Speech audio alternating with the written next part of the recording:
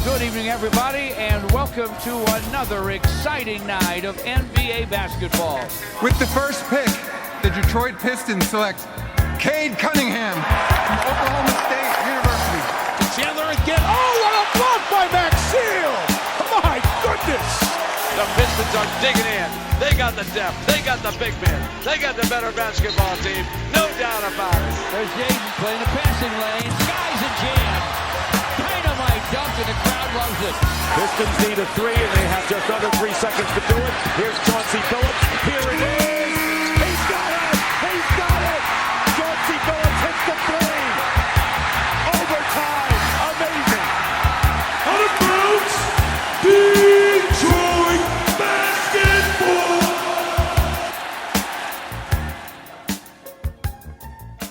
Pistons fans, welcome back to another edition of the Palace of Pistons Podcast, brought to you by Believe, a big post-trade deadline show for the Pistons as this Detroit Pistons team limps into the All-Star break, tries to get out of jail heading into the All-Star break.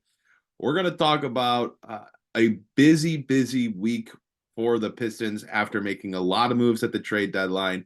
Things did not calm down for the Pistons. It's myself, Aaron Johnson, here hosting today, and joining me, my good friend, Jasper Apollonia. Jasper, we've got some interesting stuff to talk about surrounding the Detroit Pistons, but first off, my friend, how are you? Oh, I'm doing great, man. These last couple games have been a real gut punch, or, well, I guess punch to the face in this case. It's been ugly, man, and I'm not just talking about my puns. It's really been a gross couple of games for Detroit. I can't even say up and down, just pretty down. And well, obviously the biggest stuff has come off of the court as well right now. But yeah, we got a lot to talk about. I was hoping we wouldn't have this particular subject to talk about, but no better place to get in it than with you, my friend. Yeah, we got a lot to get into. I do want to give a quick shout out to the Palace of Pistons Substack. Please go over to palaceofpistons.com and subscribe to our weekly newsletter. We made the transition to Substack, about a little over a month ago now. So really need you guys to support us there and go sign up there. We'll have some great Pistons content in your mailbox on a weekly basis. I know Mike just put out a piece at the beginning of this week talking about the moves from the trade deadline. Simone Fontecchio, Quentin Grimes, Evan Fournier. Talked about all those players, all those moves. Killian Hayes as well in the multitude of moves that the Pistons made at the deadline. So go over and check that out. A really good piece by Mike. Again, subscribe there. Wherever you're listening to the show or watching us, please make sure to subscribe, leave us a review, leave a like. Tell us what you're thinking in the comments throughout the show. If you're listening, you hear us talking about something, share your thoughts. We always love hearing what our listeners have to say. So let's get into it. Before we do that, I do want to give a quick shout out to our sponsor this week, BetOnline. BetOnline continues to be your number one source for all of your basketball wagering needs, including pro and college hoops throughout the year. With up-to-the-minute odds, stats, and trends, you can follow your favorite team's path to the playoffs with in-game live betting contests and all the best basketball player props. Experience the world's best wagering platform has to offer from both your mobile and desktop devices. Head to BetOnline today to become part of the team, and remember to use our promo code BELIEVE, BLEAV, for your 50% welcome bonus on your first deposit. Again, the promo code BELIEVE, BLEAV. BetOnline, where the game starts.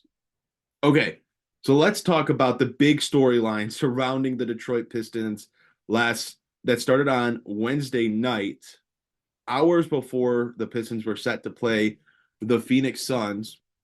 There was an altercation between Pistons forward center Isaiah Stewart and Phoenix Suns big man Drew Eubanks.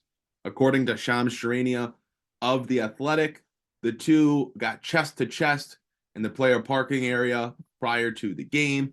Words were exchanged. Stewart dropped his bags and punched Eubanks in the mouth area. Police are said to have broken up the exchange, escorted Stewart out of the arena. He was then given a citation and released from custody by the police shortly after.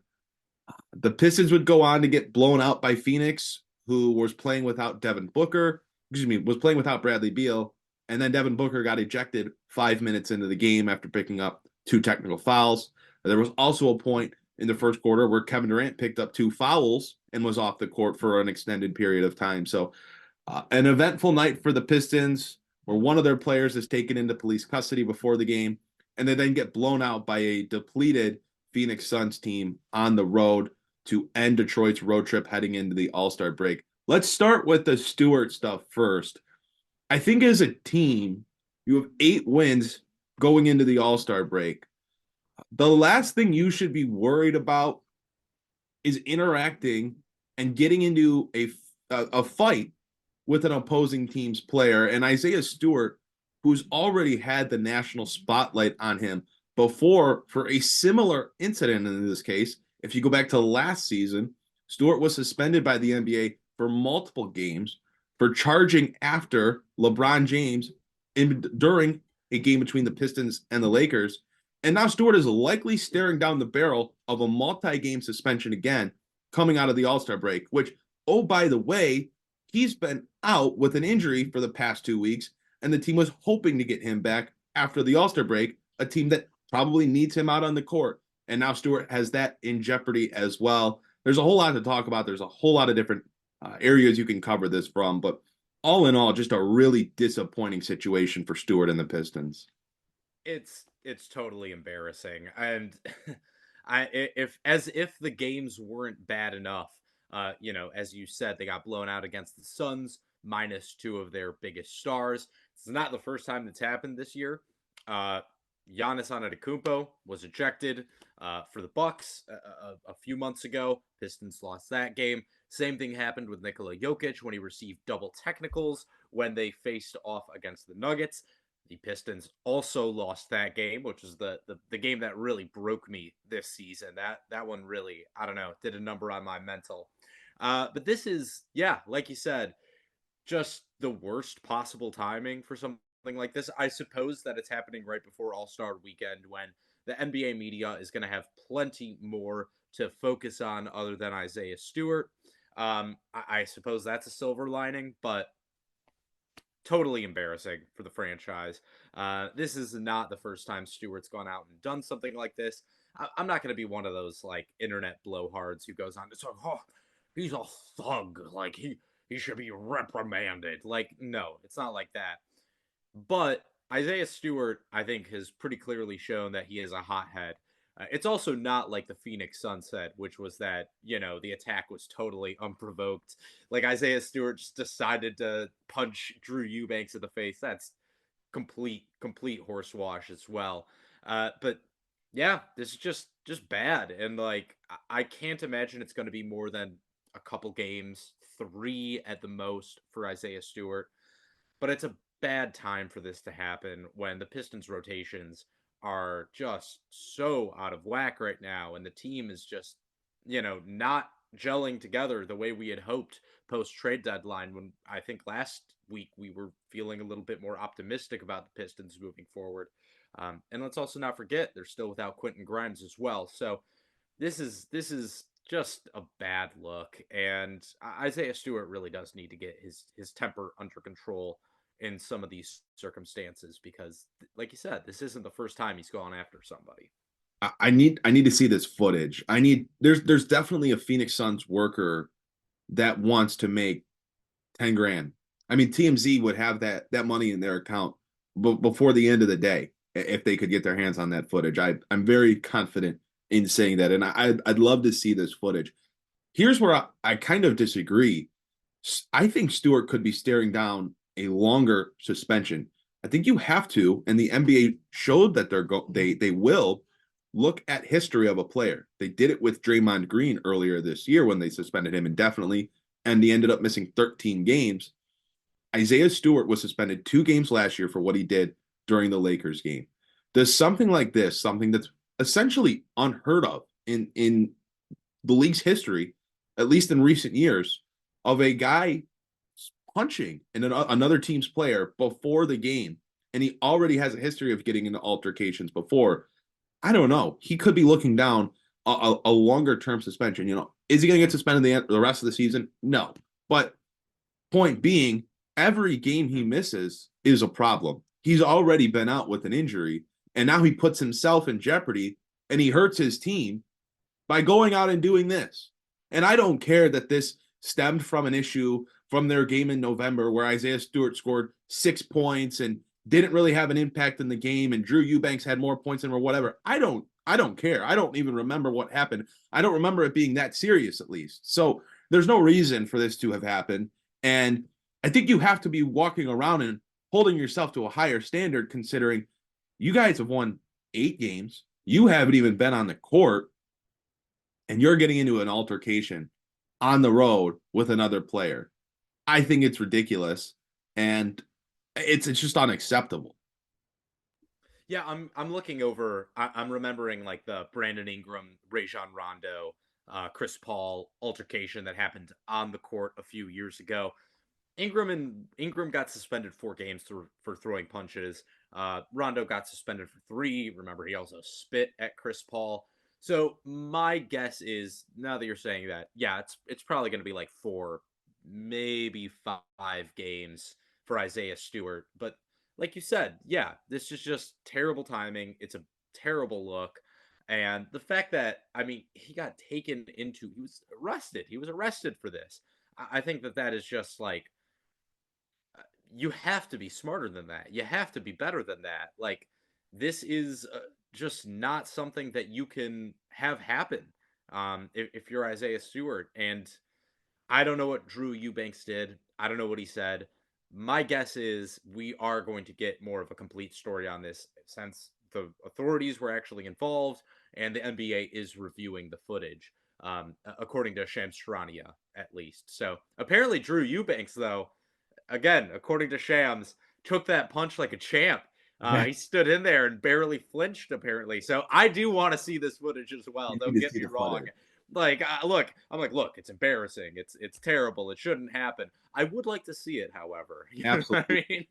Absolutely. And look, it's just when you're this bad, when you're fighting off being historically bad, the last thing you need is more attention, more nationalized, more publicity, more bad press. And that's exactly what this incident has brought out. And it seems like from the reporting, it's on Stewart. It started with Stewart, at least from what's been made public so far. And the Pistons just don't need this type of bad press. But it's just another story to chalk up to this disastrous season where everything that could go wrong has gone wrong. This is just another one of those stories with Detroit. Anything else that you really want to hit on here? I feel like we're probably good to move on. Yeah, I will just say this. I think it's funny that, the guys that have been looked at to be leaders for this team, I know Cade Cunningham is obviously one of them, but another one is supposed to be Isaiah Stewart. And the fact that, he is supposed to be your on-court locker room leader as well, I just think, boy, that sure shows you a lot, does it? Like, can't keep his composure, just makes the worst mistakes at the worst possible times. Doesn't that kind of tell you exactly of how this Pistons season has gone? Like, these are the leaders of your locker room. I wonder why they don't win many games. Yeah, it's not great. It's not great. And the off the court stuff has been an issue post trade deadline. So is the on the court stuff. Detroit's 1-3 since the trade deadline. It looked like they were starting to turn a corner because they had back-to-back wins on the road right before the deadline against Sacramento. And then the night of the trade deadline, they went out and beat Portland in a very, very highly entertaining game. But since then, they lost a close game to the Clippers where they gave it away in the second half. And then in back-to-back games against the Lakers and the Suns, got absolutely blown out, walked off the court, embarrassed, laughed at. It was flat out disgusting basketball from the Pistons in these last 2 games. There's a lot of storylines to talk about from the post-trade deadline Pistons. One of the bigger ones is Monty Williams. And it's been a hot topic in the Twitter spaces that I've hosted during these last 2 games, which, by the way, have been a lot of fun. I've never done them before prior to the Lakers game on Tuesday night, but we've built out a good crowd. A good crowd showed out for the second half of the Suns game on Wednesday night. So definitely will have to watch out for those in the future. Make sure you're following myself, A. Johnson NBA on Spaces, Mike Doom from the Palace of Pistons account as well. But the big storyline has been Monty Williams and once again, his rotations. His rotations that make absolutely zero sense. Before the Lakers game on Tuesday night, Monty Williams came out and said, it's not realistic to play 11 to 12 guys a night. It's just not something that we can realistically do right now. Fast forward 2 hours. Within the first half, Monty Williams had used 12 guys. Fast forward to the end of the game. Evan Fournier played 25 minutes. In his entire season with the Knicks leading up to the trade, he played 39 total minutes. He was glued to the bench, only played in 3 games all season, and came out, played 25 minutes for the Pistons as soon as he was able to get on the court. Other guys that just walked in, Troy Brown, Jake Milton, also played. James Wiseman has gotten heavy minutes the last few games as well. I know the Pistons have been a little bit shorthanded. Obviously, no Isaiah Stewart. They waived Danilo Gallinari. Their other big man, Mike Muscala, for whatever reason, has been glued to the bench despite the few minutes that he gets. He plays well, and the Pistons go on runs. I believe last night in the Phoenix game, he was a plus 16 in his minutes. I think he was the only Piston to be a plus. Everyone else was significantly minus, besides Asar Thompson, who I think might have been a 0. I don't understand what Monty Williams is doing. He says one thing, and like he's done a lot this year, does the opposite of what he says he needs to do. It kind of reminds me of the Jaden Ivey stuff earlier in the season when he talked about needing to find ways to use Ivey more, needing to find ways to put the ball in his hands more, needing to find ways to play him more. And he would play 12 minutes against the Pelicans while Killian Hayes started and played 30 minutes. I don't get it. I'm at a point where there's no way to get around his line of thinking because he's saying one thing, doing the exact opposite, and it's embarrassing. You would think for a team that just brought in 6 new players and needed to figure some things out, need to build some chemistry, whatnot, you wouldn't have bench guys playing more minutes than your starters in back-to-back games post-deadline. You'd think, okay, hey, look, we got a lot of new guys here that we're trying to integrate. Let's try to get through these next 2-3 games. I'm going to need to ride my starters, my guys that have been here, and figure out where to play some of these guys, get them integrated into our systems, have them learn our playbook, have them learn our defensive schemes. Instead, Evan Fournier is leading the team in bench minutes. He's playing more minutes than starters, and he's taking more shots than half the team.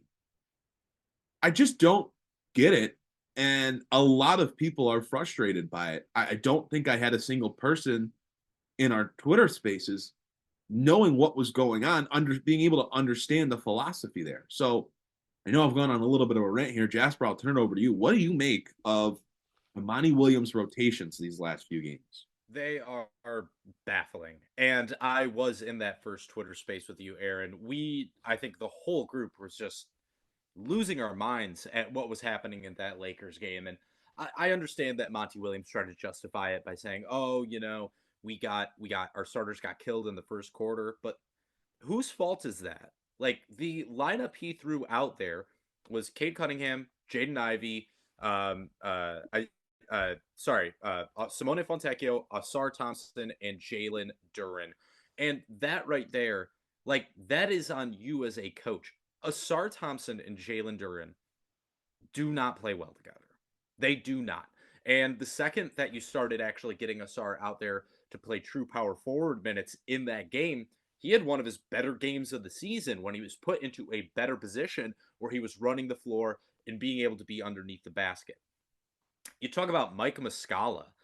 It's baffling. He was not, by the way, plus 15 last night. He was plus 25 last night. Played 15 minutes. The game before against the Lakers, he played less than 5 minutes.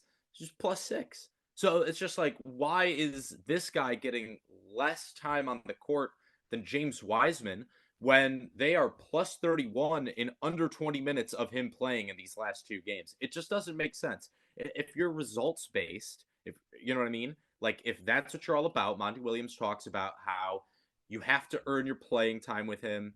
If you're results based, then why is Evan Fournier, who doesn't play good defense and is 8 of 21 from the floor since being in a Pistons uniform, playing nearly what, 50 minutes the last 2 games? No, more than that. Yeah, he's played 50 minutes in the last 2 games combined. He's played more than Jaden Ivey and Cade Cunningham combined over those last 2 games. And I know Jaden Ivey was 0 of 6 last night. Evan Fournier was 4 of 12. It's not like he was lighting up the scoreboard, having some fantastic game. And for a guy that talks about how you have to earn your minutes, how is Evan Fournier stepping into this role immediately when he hasn't done anything to earn these minutes this year? Last year, he was bad for the Knicks. This year, he hasn't done anything for the Knicks. He's not even been in their rotation. But Monty Williams has this obsession with certain types of role players, like role shooters. He did it with Alec Burks. He did it with Bojan Bogdanovic, where he just feels this need to shove the ball into their hands and let them do it.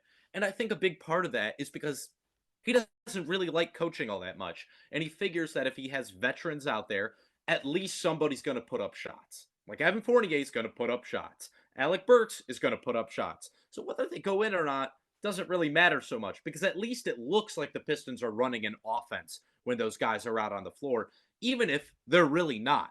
And genuinely, the last 2 games, the Pistons' best offense has been transition. But Monty Williams doesn't run a transition offense. He goes slow. And it's frustrating now, too, over these last 2 games. You're starting to hear again, the Pistons are better without Cade Cunningham. Cade's a fraud. This and that. Can he and Jaden Ivey work together? It's absurd. And it's because of the role that Monty Williams has put him in, where he asks him to go out there and just pound the rock. And people act like that's a Cade problem. No, it's not. It's a Monty problem. And one of the reasons we know that is because Jaden Ivey, who plays fast with the ball in his hands, who makes transition plays, who does improvise, Monty Williams won't give him the ball. So a lot of these things that seem to be like, oh, it's the player's fault. It's not really the player's fault. It's Monty Williams' fault for putting them into those positions. And it's beyond frustrating to see, 2 non-defensive guys who are shot chuckers in Alec Burks and Bojan Bogdanovic getting shipped out of town. The Pistons basically playing 2 straight games that they won without those 2 guys playing, outside of Alec Burks for the Sacramento game, winning those games, playing really well against the Clippers, and then the second Evan Fournier can start into your lineup, nope, we're not doing that anymore. We're playing Monty Williams, slow it down, pound the rock offense, get the ball to Evan Fournier, play James Wiseman. What is Wiseman even doing out on the floor? He hasn't been that bad. I think we can kind of agree he hasn't been like what we expect to see of James Wiseman, which is like an abject disaster. The bar is really low. The bar is so low, and the fact is you have Mike Muscala there, who is playing well. He's fitting the role. Your team plays better when he's out there. So it's just like, what are we doing here? Incremental progress from James Wiseman. I'm sorry, it doesn't matter. Are they really expecting to bring him back next year? Is this a Troy Weaver thing?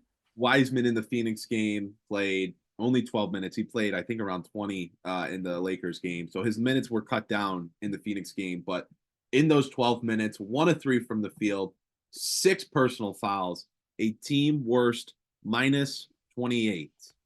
And Mike Muscala's plus 25, playing 3 minutes more than him. What are we doing here? And I'm sure that there are going to be some people that will say, look, Monty's got to figure out who plays well with who. He's got to get these guys out there. This was a chance before the break to go out and see what they can do. But it's like, okay, if that's the case, why did Simone Fontecchio only play 20 minutes against Phoenix when he was 7 of 15 from the field and had 18 points on good shooting numbers? Why don't you let Jaden Ivey shoot himself out of that 0 for 6 hole? Played 10 minutes. There's just, I don't see what the defense is for these decisions, and look, I'm not choosing sides here. Like Marcus Sasser, these last 2 games has been bad. And I think part of it is he's a young guard. He may not even be a point guard right now, but he's being asked to play that role. And the numbers have been bad. After a really good Portland game, he just hasn't played as well. And he's out there taking bad shots, pulling up for three in transition like he's Pistons Kentavious Caldwell-Pope of years ago. Like, that's where there needs to be that accountability, especially with these young guys of, hey, you can't just go out there and chuck. That's where there needs to be that tough love. That's where there needs to be that strong hand that says, okay, look, I'm not just going to play you because we're bad. You have to prove and earn your minutes. And when you have Jaden Ivey and when you have Cade Cunningham and you bring in Shake Milton and you have all these other guys that can handle the ball and play in the second unit, whatnot, or if you, God forbid, staggered Cade Cunningham and Jaden Ivey, that's where you can maybe send a little bit of a wake-up call to a young guy like Sasser and say, look, you've got to earn these minutes. I want to play you, but I can't put you out there if you're just going to chuck and you're going to turn the ball over when you do decide to pass the ball. So, And, well, Aaron, too, and, you mentioned he went 0 of 9 in that Lakers game, and you talk about staggering minutes with Cade and Ivey. Jaden Ivey played lead guard in that game for 5 minutes. And, like, that to me, when Marcus Sasser is 0 of 9 of the field, when you're struggling to run a coherent offense, that to me is just absolutely coaching malpractice. And it's Jaden Ivey was playing okay. He wasn't playing great. But then you also hear quotes out of Detroit with Cade Cunningham saying, like, oh, I have good and bad days with my leg. Like, God, no. It's just like, why do you not take some of that pressure off of him? well, that's the thing we have to get to next, right? The Cade Cunningham, Jaden Ivey discussion going on right now. To be fair, they've not played well in these last 2 games. They're playing at a level that's unacceptable. In the last 2 games, Jaden Ivey has 17 points on what's the number? 5 of 22 from the field, 4 turnovers. Cade Cunningham in this last 2 games combined, 25 points, 9 of 26 from the field, and 5 turnovers. Both of them have played very small number of minutes in between these 2 games, especially Ivey against the Suns. Ivey only played under 15 minutes. Not good, not acceptable play from them. Like, I'm all for giving them the reins and letting them be the guys right now, but they can't be the guys if this is going to become the new norm for their play. And I think it's hard when you're trying to integrate all these pieces and these lineups are super, super random and guys are getting taken in and out after 2 minutes being on the court, like Mike Muscala. It's hard to build that chemistry and build a flow on the court. I get that, but their play has to be better. And for Cade to come out and say that about his leg, like, that's concerning on a multitude of levels. Cade Cunningham is eligible this offseason for the rookie extension, which can be a max contract worth well over $200 million, I believe. It's a concern because you kind of need to see Cade Cunningham come out of this All-Star break and play with some fire over the last 30-plus games of the season. He needs to put up good numbers, or you have to go into this offseason and either A, not agree to that extension with Cade Cunningham and start the narrative that, which you will get from the outside if that doesn't happen, whether it's true or not, that the Pistons might not commit themselves to Cade Cunningham long term, or you have to sign him to that extension. And if he's as inconsistent as he's been, you're risking committing a lot of money to a guy that might not pan out to be the player that everyone's had the hopes he was going to turn into. So very concerned with more so Cade Cunningham, I'd say, over these last few games than I am with Jaden Ivey's struggles. I think Ivey played a better second half against the Lakers, then just did not play well against Phoenix. But second half of the season, very, very important for those two. And they didn't give me a lot of confidence heading into the All-Star break. Yeah, it's no question. I mean, we can talk about Monty Williams rotations all night long, but like the fact is he's not playing guys like Evan Fournier 25 plus minutes a game. If Cade Cunningham and Jaden Ivey are playing well, I hope I didn't just jinx it by saying that. But like that's most likely the reality there. And like of course, the play has to be better. It's all interconnected right now, and there definitely has to be worry about Cade's leg if he's saying stuff like that, like good days and bad days. Like, brother, you got your leg worked on last year. Like, it's been over a year since he had leg surgery. I understand that it takes time to come back from stuff like that. Like, that's a big thing. Especially basketball is such a lower body centric sport, but it's definitely concerning to hear something like that out of him as well. That really was like, ugh, okay. And then you also have, Monty Williams talking about how they got to run a camp when they get back from the All-Star break. Like, they're playing like pee-wee soccer or something, like trying to get the kids to understand the rules. Your offense isn't that hard, Monty. I don't know if you need a camp for it, to be honest. And the one of the biggest concerns that I've seen people have with Cade Cunningham is the lack of athleticism, the lack of burst, the lack of an ability to get by a defender, to finish at the rim. And if he's having these leg issues, these knee issues, well, that's obviously contributing to it. But at 22 years old, 23 years old, that's really, really concerning when you're talking about a max contract extension. Like, he needs to be able to get by guys off the dribble. He needs to be able to finish at the rim and get off the ground. Like, he's not 35 getting towards the end of his career. He's 22 years old. So that's a storyline that might start picking up a little bit more attention here after that quote from Cade Cunningham. I would hope we hear some more about that, but I also know we don't always get the most transparency with player injuries and player health, and that player injuries have been an issue for Detroit in the past. So that's a storyline that I think we'll be monitoring after the All-Star break. Do the Pistons come out and say, look, with the season where it's at, Cade's going to play, but there's going to be rest nights. There's going to be no back-to-backs. There's going to be a minutes limit, and he's going to be receiving treatment, or he's going to be having a procedure done in the summer. Like, what does that whole situation look like? And it feels like the Pistons might need to get out in front of that, especially if the plan is to extend Cade in the summer, which I would imagine is probably the idea, as that's what most teams have been doing in past years with the top picks in the draft.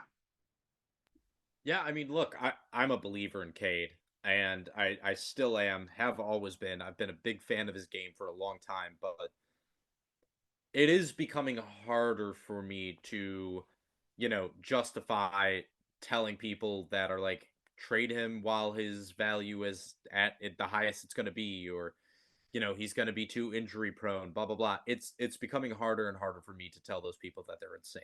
Like, you know what I mean? Like, I'm not at that point. I still disagree with people who are at that point, but I'm able to understand their perspective a little bit better as more than just like snap reaction, hot takiness.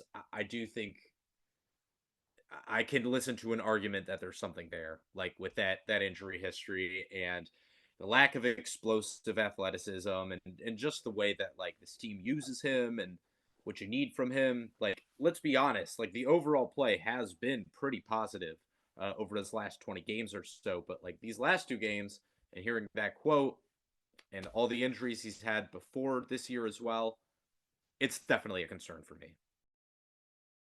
Yeah, Cade's season averages over the year 21 points, 22 points, 7.5 assists, 4 rebounds, 44.6% from the field, and 33.5% from the 3-point line. The numbers are fine. They're good, but it's the consistency. It's the nights where he has 6 turnovers and shoots 4 or 12 from the field.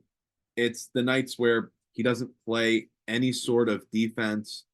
That's where I think the concern is. And then you hear the stuff with the knee as being an issue still. So that's a storyline that I think is important for Detroit post All-Star break. As we kind of wrap up this post-trade deadline talk, one note I will make about Quentin Grimes. He has not played yet for the Pistons. Monty Williams, for whatever it's worth, did say that the injury for Grimes isn't something that they're concerned with long term. They made the trade, knowing what the situation was. He hasn't played since January 30th, and that was back when he was on the Knicks, obviously. So we don't have a timeline on when he's due back. Hopefully, it's shortly after the All-Star break. But again, no concrete timeline on what that looks like for him. So that is obviously maybe the biggest piece out of the deadline, unless it's Fontecchio. One of the bigger pieces from the deadline that hasn't been able to play yet for Detroit and is going to have to get integrated to this team at some point this year. The Pistons haven't given any inclination that he's going to be out, long term for the rest of the season or anything. So I'd imagine we'll see him at some point post All-Star break. Jasper, is there anything else that you wanted to talk about with this team out of the All-Star break or heading into the All-Star break? Are we looking for anything specific when they come out of it next week? Let's end the podcast on a positive. I think Simone Fontecchio has been a pretty solid pickup for Detroit. I think he's been kind of exactly what I expected him to be. He looks like a very solid backup, forward. I'm seeing it like he doesn't ooze starter quality to me long term, but he definitely, if the Pistons retain him, will be a piece moving forward. So I think that is at very least one positive you can take out of it. Two, let's see what happens with the Wiseman minutes, but I think Mike Muscala also has been a really, really solid pickup for Detroit. So look, just these last two disastrous games aside, there have been some positives at least coming out of the trade deadline. And I think that that's something you could at least look to for when they get Quentin Grimes back as perhaps a positive. Again, we'll see how much Evan, don't Google him, Fournier continues to play after the break as well. And we will also be looking forward to see what happens with Isaiah Stewart and if we ever will get that footage of the altercation. We never got it for the the Rockets Clippers altercation. We never got that. The police presence, you remember that? Great inside the NBA segment. I'll never forget. Oh no, Chris Paul! Chris Paul's coming for me, police! Hilarious. Still gets me to this day. So hopefully we'll get the footage of this. We never got the footage of that. I always wanted it. But yeah, let's at least end with some, I guess, levity on this podcast because it's been a rough couple days. And next time I join the spaces, Aaron, I want to be able to talk about something good for once. Yeah, I think the biggest storyline outside of Cade Cunningham and Jaden Ivey out of the deadline is it's no secret that the Pistons have a ton of cap space in the offseason, and they're going to have a lot of roster spots available, a lot of guys coming off the books at the end of the season. We expect Simone Fontecchio, who will be a restricted free agent, to be brought back. Quentin Grimes will be back at least, with a year left on his deal, but he'll also be extension eligible this summer as well. He was part of the Cade Cunningham draft class of 2021. But outside of that, do any of these guys that were brought in at the deadline return? Do they do enough over these last 30 games to earn a roster spot? And that's Troy Brown, it's Shake Milton, it's Evan Fournier, it's it's Malachi Flynn, and then Mike Muscala, who I think even if he's your third center, should be back. I think he does a lot of good things, even if he doesn't score a ton of points or shoot a lot of shots.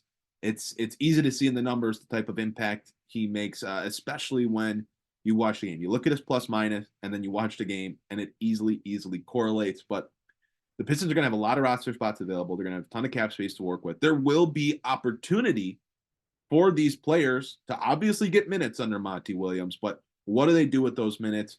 Do they earn a contract next year? I know some people want Troy Brown back. I know some people want Shake Milton back. And I'm sure there's a sect of people that want Evan Fournier back. So we'll see what happens with them post-deadline. But I think all eyes are going to be on Cade Cunningham and Jaden Ivey. This team has to find another gear out of the break. They can't come out the way that they went into it, or it is going to be a really, really hard last few months of the season for anyone that watches the Detroit Pistons play basketball, or all of the Pistons in that organization, because these last two games were probably the worst we've seen this team look all year. And in back-to-back games, that's a tough way to end it. Tough way to go into a break. But hopefully they come out of it better. Hopefully with a little bit more of an identity and chemistry with all of the new guys being integrated, and hopefully having at least a practice or two under their belt.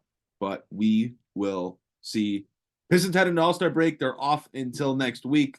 Only a few Pistons involved in the All-Star weekend festivities. Jaden, Ivey, and Jalen Duren headed to the NBA Rising Stars game. Noah Thompson there for Detroit, but it will be the two sophomores representing the Pistons. Jasper, I think that about wraps it up for this week's show. Is there anything else you wanted to mention before we go? Nah, man, it's been a fun one, even if the product on the court hasn't been these last two games. I'm looking forward to us coming out of the All-Star break and hopefully having something a little bit more positive to talk about.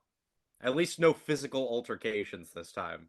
Right. Well, we'll probably be talking about what the Stewart suspension looks like. I think we'll have news on that before the start of the second half of the season, even though it's not really a half of season. It's a little bit less than half a season, but that's how it's usually talked about in NBA circles. So we'll at least know what Stewart's suspension looks like, assuming he is suspended. But that is going to do it for this week's edition of the Palace of Pistons podcast. Before you sign off, please go over to palaceofpistons.com. Subscribe to our weekly newsletter. Would really, really appreciate that support there. Wherever you're watching from, leave a like, leave a comment, follow us, subscribe to us, leave us a rating. All of that stuff immensely helps us as we build out this Palace of Pistons brand. We really, really appreciate your support. We've had a lot of great numbers, a lot of great new followers, people following us on X. You can follow us at Palace Pistons. Follow myself at A Johnson NBA. You can follow Jasper at Cade Cunningham. We're also on TikTok now, a new channel we're growing and publishing on each and every day. Follow us over there at Palace Pistons, posting a lot of great content there and some fun stuff as well. So hopefully you come and join us over there as well. That is going to do it for this week's edition of the Palace of Pistons podcast. Many thanks to our host, Believe, and our sponsor, Bet Online. Thank you all so much for listening, and we'll see you guys next week here on the Palace of Pistons podcast.